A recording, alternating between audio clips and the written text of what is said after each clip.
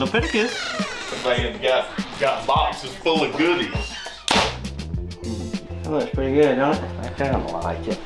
Ain't bad right there. Clean. We'll fire a few more. See what she does. Big day for the young men. Massive day for the young men. We're setting up the RX-8, and I think we got every accessory that these folks have to offer. We're super excited about it. We got, I mean, obviously, front and back stabilizers, go sticks, quivers, throwing the sight on there. We're getting this thing dialed in today, and we're here at the home of our man, Michael Pitts. Not to be confused with Michael Vick, although their speed may be the same. Pitts loves dogs. So, big day, super excited. We only got a little over 3 weeks before we go on the first hunt of the year to Nebraska. So we don't have long to break this thing in, but we're gonna start the process here today. Stick with us. Let's get this rig set up. Nice handling here, Pitts.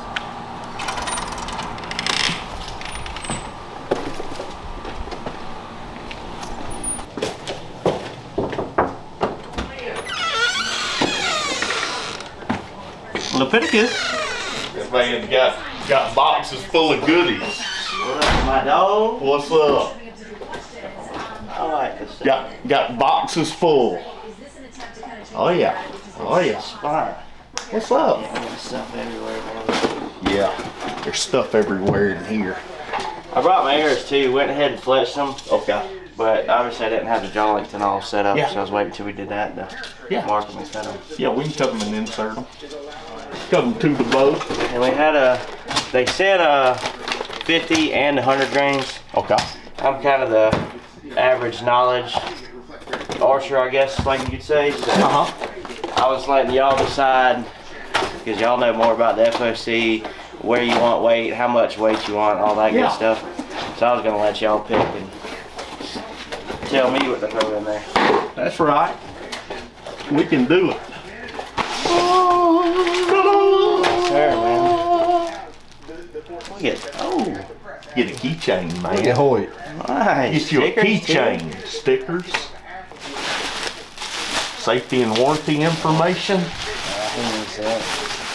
Oh crap, it's left-handed. That's all you need right now. I mean, the handle's a little high this year, but a month before go time, and it's left-handed. So, hey, my socks. This is the best part of the whole deal.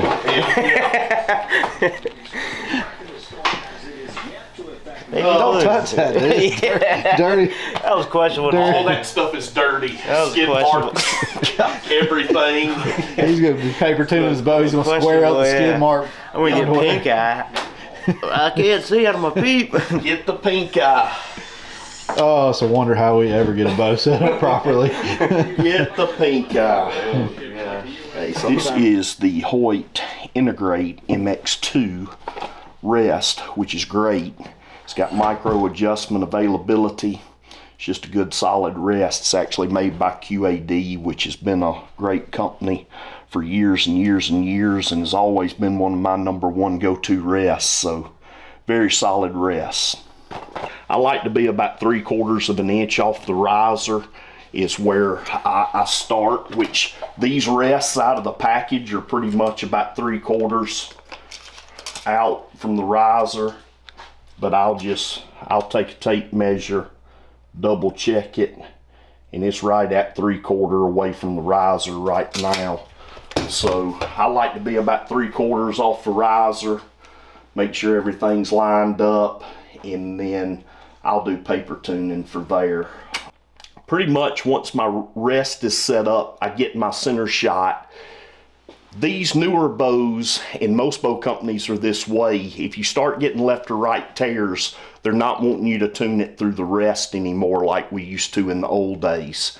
Hoyt has got spacers up here, and you'll notice one's skinny, one's a little bit fatter, and what you want to do is, like if you're getting a left tear, you want to move this cam towards the left side and it'll correct your tear. So typically in the old days we would be moving the rest back and forth. Nowadays you're going to be moving these cams back and forth. Some of your other companies have different ways of adjusting this cam positioning in the top. but that's the way you tune these bows now, is through moving the cam left to right. So if you got a left tare, you want to move the cam to the left. If you got a right tare, you want to move the cam over here to the right. And it makes a lot of adjustments quick. You typically get more of a reaction out of the top cam than the bottom cam. So if you've got an inch tear, that's a lot. You might want to adjust the top cam first and see how it does. If you've just got a little bit of a tear, go to the bottom of the cam and do it, because it's not going to be as aggressive as a move from the top. So if somebody was in a hunting camp and let's say they didn't have a press where they could move these, were you able to do it with a rest, or would you not touch the rest? You're not going to see much result from it, because I can set everything up on this bow and move it an eighth this way and an eighth to the inside, and you're not going to see a change through the paper. So it's just not as responsive as it is doing it through the cams. So, you know, you're going to have to put it in the press and, you know, pull your axles, swap your spacers. And this comes with silver. They also offer black and red, which will shim it a little bit differently in increments. Sometimes you just need a little, sometimes you need a lot.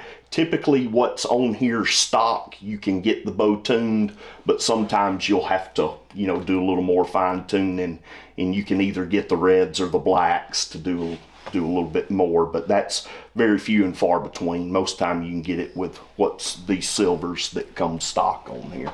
We're gonna run a 3/16 Peep. His sight housing's got a smaller aperture on the front, smaller ring.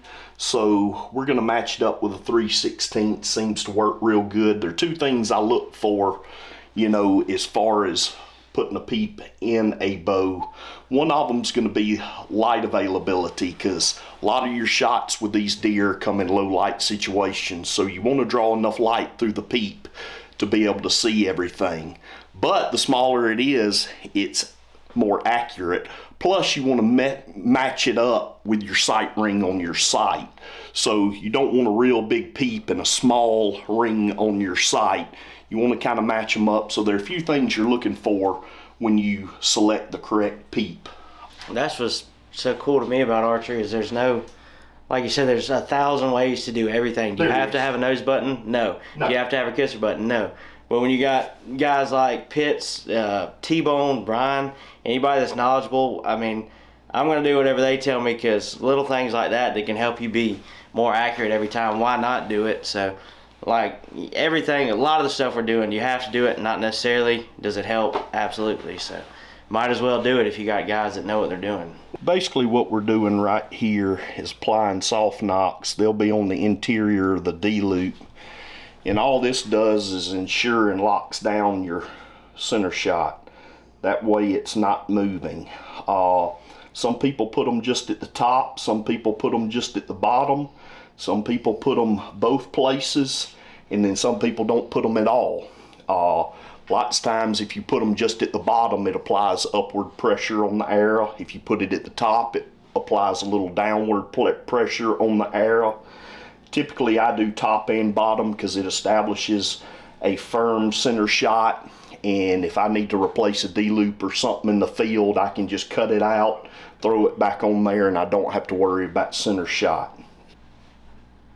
And we were talking about earlier, if I'm going to shoot, because I'll probably shoot lighted nocks, obviously, is that knock going to fit different than this standard Eastern one? Like, do I need to do it to a lighted knock?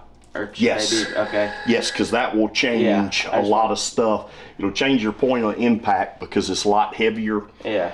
And so you'll have to, I'm very, you know, consistent. Even my target arrows have older lighted knocks in there or whatever, because you want to practice with what you hunt with, and there is a variation in point of impact a lot of times. Lots of times you won't see it at 20 yards, but you back up to 40 or 50 and you start seeing some inconsistencies. So I like to practice and hunt, you know, with lighted knocks installed. And the D-loop is now intact. I'm going to stretch it out with some pliers.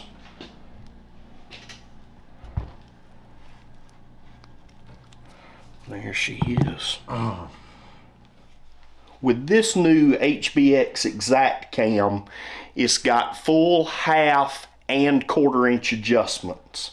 So you got a lot of versatility there. And he's on the quarter side, so we're going to put him at a little D, and he's going to be ready to roll. Which he will be 28 and a quarter. Always been on the quarter-inch side of life, as in draw length. He lives his life dangerously on the quarter-inch side. Don't let me get a quarter-inch closer. I don't like. You ready to shoot that dirty underwear? Yeah. Yeah, I bet two shorts of these. Man, why do you have a cane? Ain't nothing wrong. That's how I stuff all that stuff down in there real tight. Pimp Daddy Pitt. You got to We'll be walking through West Point. right. Ladies, this way to what it do archery. We are installing the Go Stick 2.0s right here. And basically it's a great feature if you're hunting blinds, ground blinds, or elevated blinds, and you need a place to sit your bow. You just loosen this right here, pull down, adjust them to where you want them. You can put them all the way forward. You can put them to the back side right there. Or you can run them in the deployed position like that. Go Stick 2.0. Deployed. That's where that tick right there helps out a lot too if you put it on the ground, keeping your cams off of it. That's a new feature for this year. They didn't have that last year, and you kind of booger your strings and your cam up a little bit, so having that little protecting device there works very well. Well, we're just about done setting up wise. We just got the sight on, pits leveled, the axes, all that good stuff. Got the kisser button in. So now we're gonna check peep height, see if we need to go up and down on that. Once that's good, tie it in, and then trim some arrows, shoot through some paper, start tuning it, see where we're at from there. Okay, go corner your mouth, tip of your nose, perfect. Yeah, it's just gotta come down. Stop. Dude, it's like not moving. I know it, that let off will get you. That 85% let off is where it's at. You can hold back for days. Oh, and I was like, yeah, I'm about to blow through this thing. I guess too, that back wall setting we got on the extra hard, don't we? Yeah. Yeah, I mean, I like a hard it's firm. back wall. She's firm. It helps better on that executing back tension to me.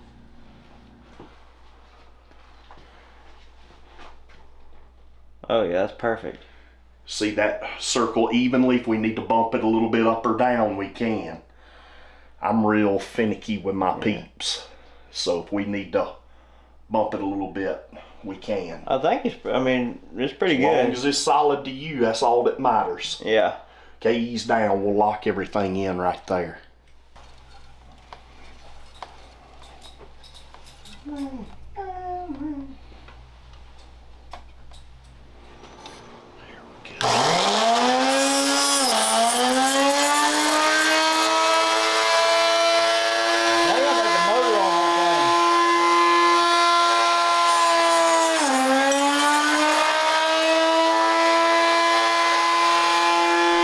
So we're rolling with the Easton Axis 4 mils this year.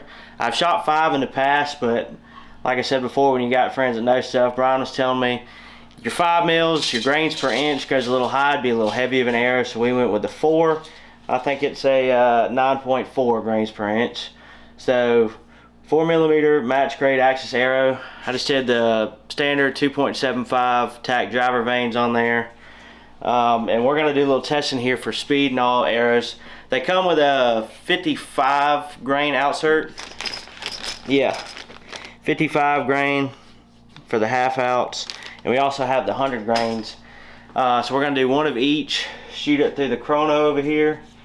Is that the right thing to say? Chrono or is it chrono? Chrono. Gonna check speeds on both of them with the 55 and the 100.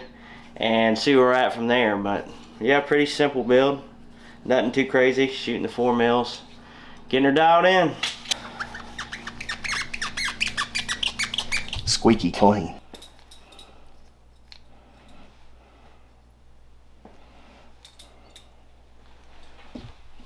Okay, that's enough to do a little testing and tuning with.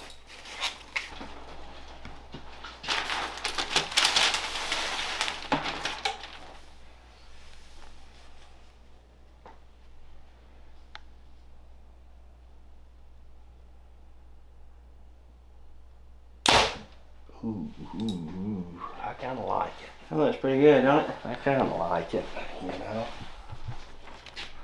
I mean, it's pretty Ain't bad right there.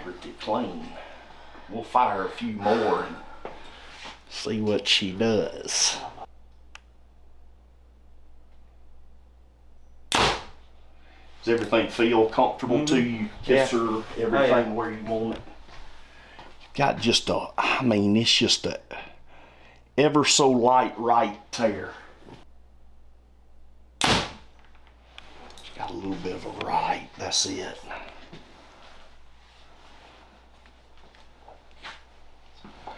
Basically, I just reversed the shims in here and put the skinnier shim on the right side because I wanted to move the cam to the right side of the bow, dealing with a right tear.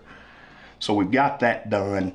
We had to do it on the top side, which is pretty aggressive, so it might move to a left tear. But we're just gonna see what we get. We're just tinkering right now. We're just tinkering.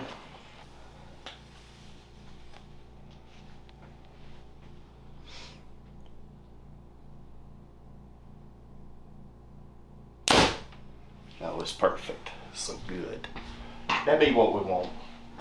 We need to shoot it a few more times though. Staring a little right still, Pitts. Oh no, it's pretty good. Yeah, it's pretty good. Pretty good. It'll work. It's good enough for government work anyhow. So I am speed.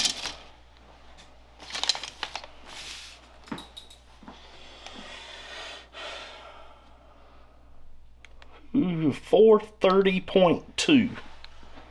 That's with a 100 grain tip. So it's 430. Where's that compared to like an average arrow weight for whitetail hunting? Typically, I like to be between about 450 and 475. But this 4 mil's a little bit lighter than your 5 mil stuff like I shoot, so it's going to come in at a little under. But if you're adding a lighted knock, how much is that going to add to it? Yeah, lighted knock's going to add about another 10, 12 grains, depending on which one you use. So that'll add a little bit more to it. But what we'll do, shoot it through the chrono, see what kind of speeds we're getting. And, you know, I like to be in that 270 to 290 ballpark as far as air speed. So we'll run it through the chrono, see what kind of speed she's pulling, and make a decision from there. We might bump up to the hundreds. I like it. Aim up. Up. Keep a little bit left. Left? Yeah. Up a little bit. Right there.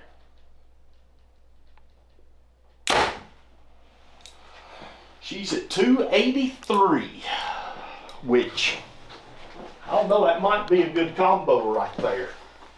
Pretty good speed. I mean, that's... Yeah, I mean, that's about the speed, you know, you want. And if you go up to 100, you're talking about adding 45 more grains, which is going to slow you significantly down, because you're going to lose about, per 25 grains, you're going to lose about 6 feet a second. So that's going to dart you down about, yeah, it's going to put you right down there.